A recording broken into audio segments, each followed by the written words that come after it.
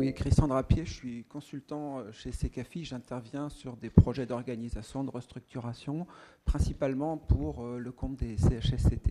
Pour compléter la présentation de François, nous ne sommes pas a priori contre quoi que ce soit. Quand on intervient sur une organisation, on cherche à comprendre finalement comment tout ça est déployé, comment tout ça fonctionne. Et j'ai pu remarquer en un peu plus de 10 ans d'expertise que je fais, que quand on interpelle sur le comment, on est perçu comme remettant en cause le pourquoi, ce qui est deux choses différentes. Donc, je vais laisser la parole à mon collègue Benoît, qui va vous parler on a développé un certain nombre de choses sur finalement qu'est-ce que ça demande au sein des organisations, qu'est-ce que ça demande aux gens de réaliser et de faire fonctionner les organisations telles qu'elles sont prévues, structurées, conçues. Avant d'être chez Secafi, j'ai fait des études d'ingénieur au départ.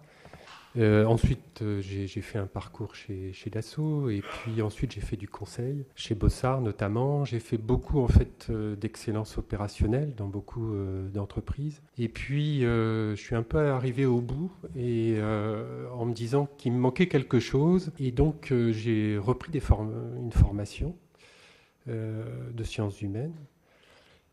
Et j'ai notamment fait un DU de psychosomatique à la Pitié-Salpêtrière, qui croise en fait un enseignement à la fois de neurosciences, de médecine et de psychanalyse. Et à la suite de ça, je suis rentré chez Secafi pour travailler aux côtés de Christian dans le département santé au travail, où on fait principalement des expertises auprès des CHSCT. La conviction que je vais partager avec vous, c'est qu'en fait, l'excellence, si on veut faire une excellence opérationnelle durable, mais vous l'avez déjà vu au travers des présentations qui ont pu avoir lieu, en fait, ça ne peut pas se faire en fait, sans préserver la santé au travail. Alors, je vais vous donner quelques clés de cet aspect-là, parce que je vais vous donner l'éclairage de la santé au travail. Et vous allez retrouver pas mal de points qui ont été vus dans les présentations. Et je vais vous montrer à quel point, en fait, si on veut préserver la santé au travail, en fait, il faut travailler sur beaucoup de fils, parce que tout se tient. Alors, en termes de santé, il faut voir que l'humain, c'est une sacrée forteresse. On est très solide. On a le corps quand je parle du corps, c'est pas seulement, c'est aussi avec la tête. C'est les deux. C'est en fait l'unité psychosomatique. Le corps est capable de résister à beaucoup de tensions. Mais on est à capacité, parfois on l'oublie parce qu'il y a une époque du développement où on se croit tout puissant. Alors, et parfois il y a des restes de cela. On oublie en fait qu'on est à capacité finie, on oublie que, je vais dire quelque chose qui est pas plaisant, mais la mort, ça existe.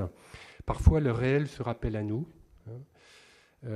Et donc, en fait, oui, on est à capacité finie et il y a un certain nombre de règles à respecter, un certain nombre de points qu'il ne faut pas violer si on ne veut pas en fait, se mettre en danger, et si on veut pouvoir servir un client. Eh bien, il faut être en bonne santé. Alors, c'est des choses qui semblent évidentes. Je vais dire beaucoup de choses qui sont évidentes, et puis je vais dire aussi des choses qui sont contre-intuitives.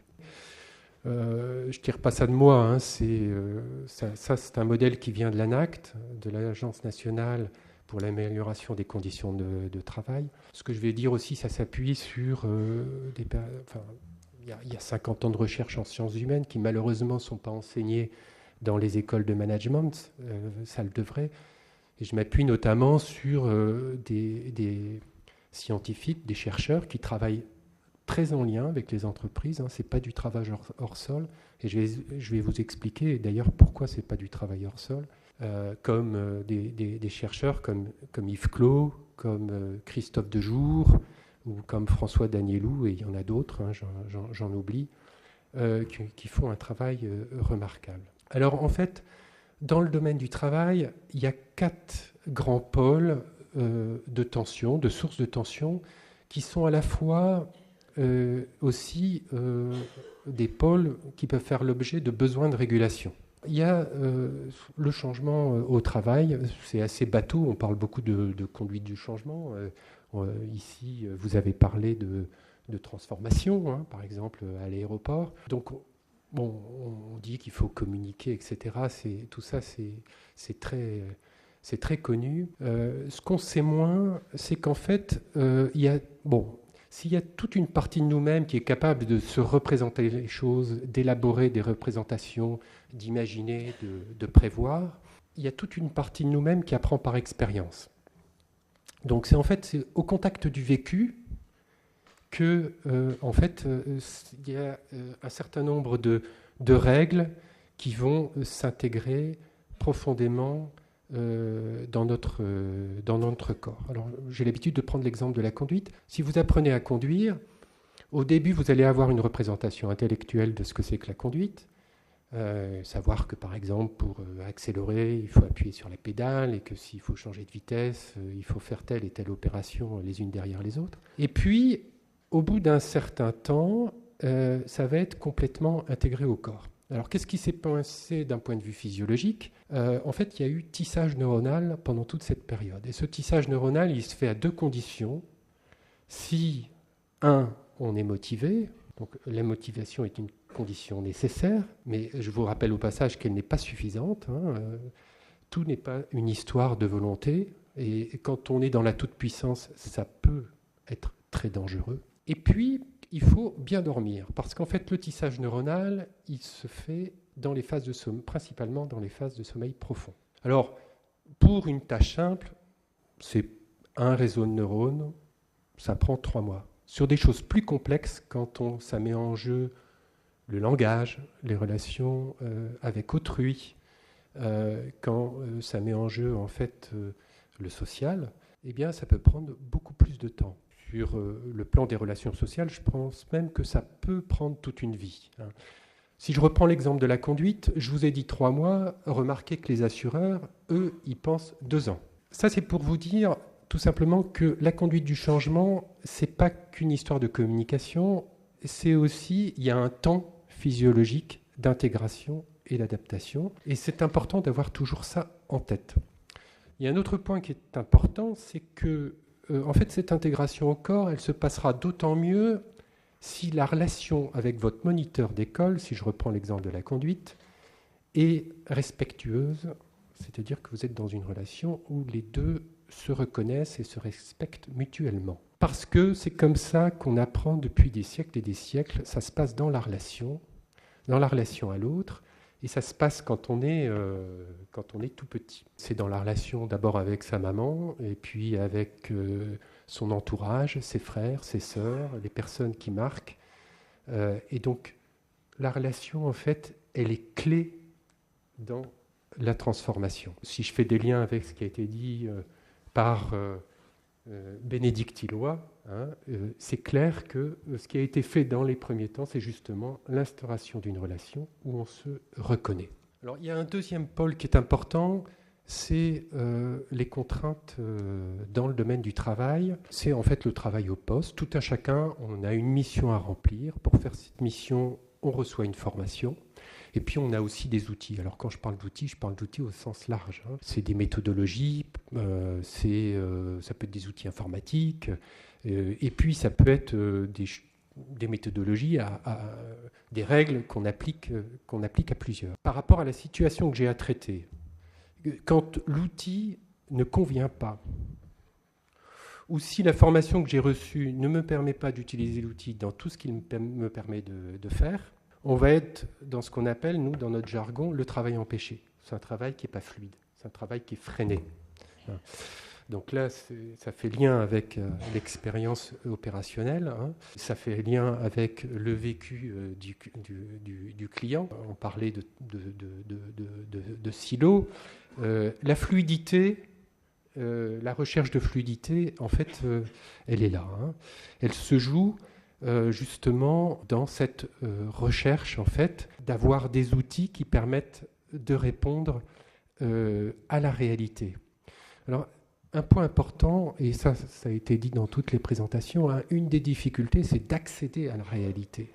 Dans les organisations qui sont évidemment des grandes pyramides, plus on monte, plus on a de la difficulté à accéder au réel. Et on parle, Yves Clos en parle très bien, hein, de trappe d'accès au réel. Comment on arrive à accéder à la réalité. Et c'est pas simple, c'est pas du tout évident, parce que le réel, parfois, il se rappelle à nous, parfois, il est déplaisant. Alors, pour tous ceux qui conçoivent des modèles de fonctionnement, tous ceux qui pensent, qui modélisent les entreprises, c'est frustrant d'avoir un modèle qui est contredit par le réel. Ça fait mal.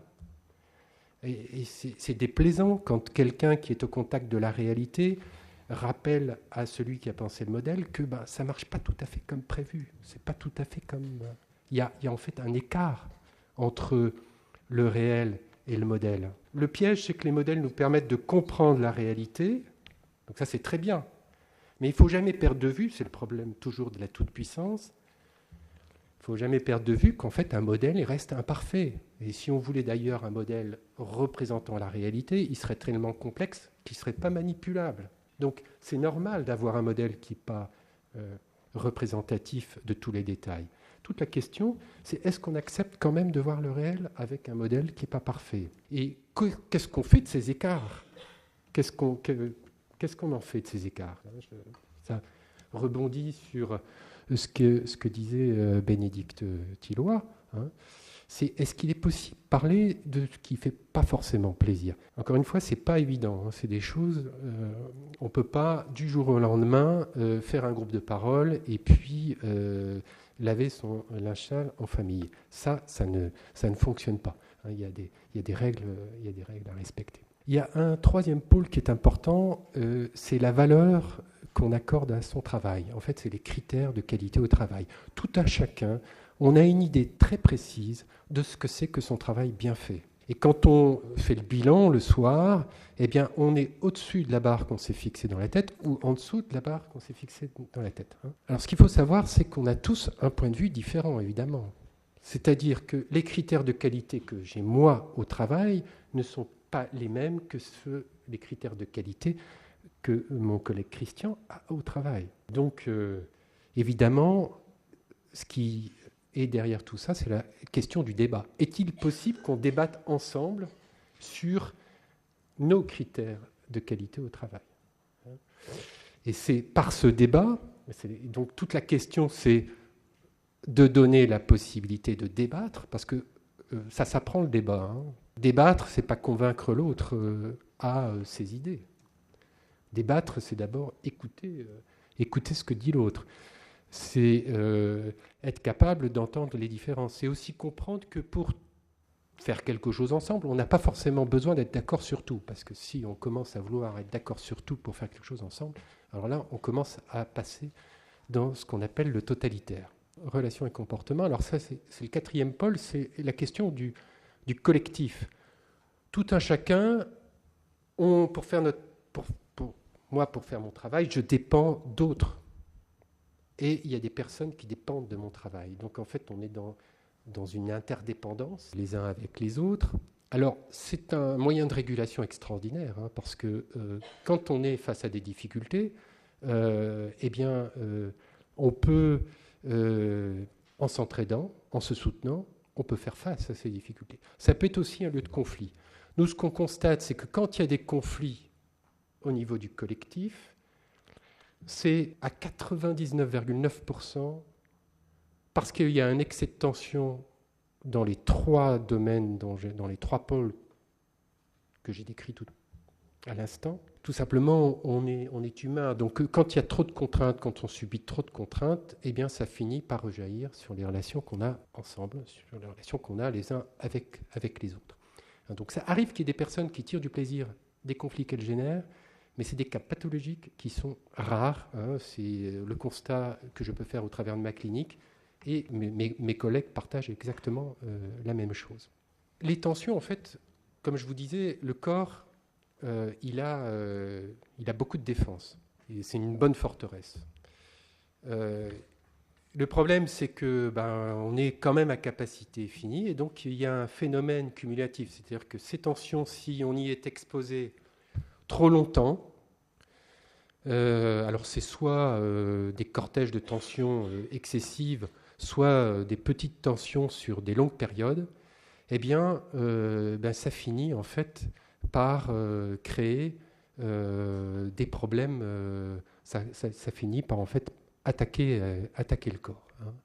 Donc, et là, ce qu'il faut bien avoir en tête, c'est que, pour prendre l'exemple du vase qui déborde, c'est que la dernière goutte d'eau qui fait déborder le vase, elle n'est pas plus responsable que la première. C'est l'ensemble, il y a un phénomène cumulatif, c'est l'ensemble. Alors la question qu'il faut se poser, c'est en fait, est-ce qu'il y a des moyens pour justement faire en sorte que on ne dépasse pas. Est-ce qu'il y a un robinet de purge au vase, hein? Est-ce qu'il y a un moyen en fait de faire en sorte que le barrage ne casse pas? Je vais vous donner 3 clés pour que vous compreniez pourquoi un excès de tension finit par avoir des conséquences pathologiques. Il y a une première raison, c'est que quand on est tendu, le corps il a une réaction qui consiste à mettre plus d'énergie à disposition du corps. Hein. Ça nous vient de l'histoire des temps. Le système nerveux central, en fait, il donne un ordre aux glandes surrénales, les glandes qui sont au-dessus des reins, qui produisent une hormone, la cortisol. Et la cortisol, ça va enclencher toute une série de mécanismes, dont la mise à disposition de sucre dans le sang. Alors ça, c'est très bien, parce que quand on est face à une difficulté, en fait, on a plus de ressources. L'ennui, c'est que la cortisol, sur le long terme, elle est neurotoxique. Donc si on a trop de cortisol dans notre corps, ça finit par abîmer une région centrale au niveau du cerveau qui s'appelle l'hippocampe, qui joue un rôle clé dans la mémorisation à long terme. Et en fait, tout se passe comme si le corps, en définitive, pour ne plus être exposé aux tensions, baissait le rideau. Hein, et donc, ça crée en fait ce qu'on appelle en fait un terrain favorable au burn-out. Bon, il y a d'autres effets sur la santé aussi du cortisol, des effets cardiovasculaires. Donc ça finit par créer des terrains favorables à ce qu'on appelle le syndrome métabolique.